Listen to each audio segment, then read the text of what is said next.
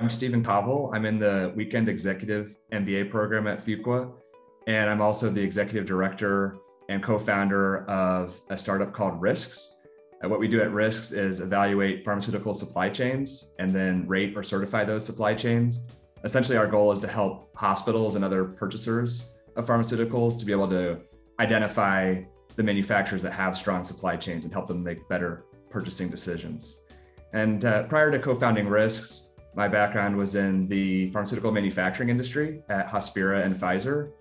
My background in undergrad was in business, and then from there went into a finance rotational program, which I would highly recommend to any student, whether you're coming out of undergrad or an MBA. A rotational program was really beneficial for me starting out. Got a good overview of the whole company, and wouldn't be where I am today without that initial starting point. And then also did other roles in manufacturing and supply chain and marketing, portfolio management, and most recently was director of the business analytics team at Pfizer Injectables. And all of that experience inspired me and my co-founder to found RISCS. And our mission at RISCS is to prevent drug shortages, which has been a significant problem for a decade or longer, but has really been highlighted by COVID over the past couple of years.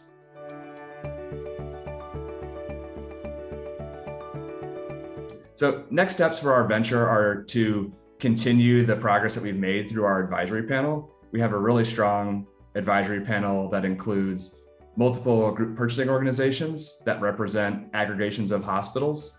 And those group purchasing organizations account for over 90% of US hospitals. We also have 5 major pharmaceutical manufacturers and other leading industry experts and academic researchers on our panel. And so forming that coalition of support is really important. And over the next 6 months or so, our initiatives include kicking off pilots with each of the group purchasing organizations and working with them to increase our network effect, meaning getting as many pharmaceutical manufacturers participating in our rating system as possible, and just gaining advocates in different areas, different stakeholders within the industry, which Duke has been really influential in helping us to find those advocates as well.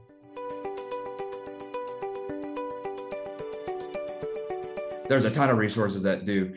There's basically a leading expert in pretty much any industry. The entrepreneurial programs are really fantastic. I participated in the Student Founders Program and the Melissa and Doug Entrepreneurs Program, where you get connected with other entrepreneurs, both at Duke and outside of Duke, alumni and otherwise, and you get connected with potential funders, venture capitalists, and things like that. So those programs have been fantastic. I also mentioned there's a leading expert in pretty much every area at Duke. So for me, being in the healthcare industry, the Margolis Center for Health Policy is really applicable. I've got plugged in there, gotten some great feedback, and learned a lot from the experts that are working in that center, including faculty and other researchers as well.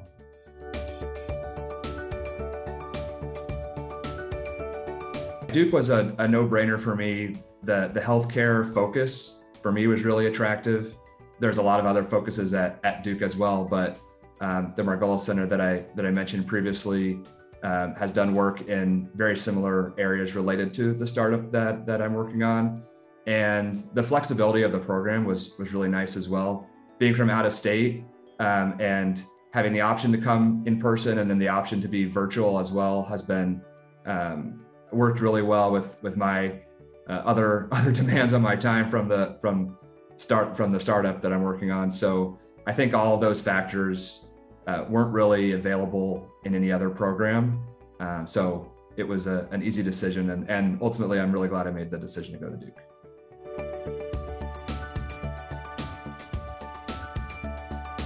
I never really envisioned myself being an entrepreneur. I really liked my various positions that I had at Hospira and Pfizer early on, learned a lot from those, and just got inspired by an idea that I've been really passionate about, and my co-founders are passionate about it as well. We've seen instances of drug shortages impacting patients and clinicians and the healthcare system broadly, and we had an idea that we felt could really make an impact in that area and help make sure that patients have access to the medicines that they need and also has a strong business proposition as well. So it really just kind of came out of the idea, honestly. And we were so passionate about it that we wanted to pursue it in any way possible. And that is one of the major factors that led me to go to Duke and to pursue my MBA. I think the biggest thing would be reach out to people early on. Find the programs, look online, talk to people that you have already formed connections with, and just reach out early on. Your time's really short.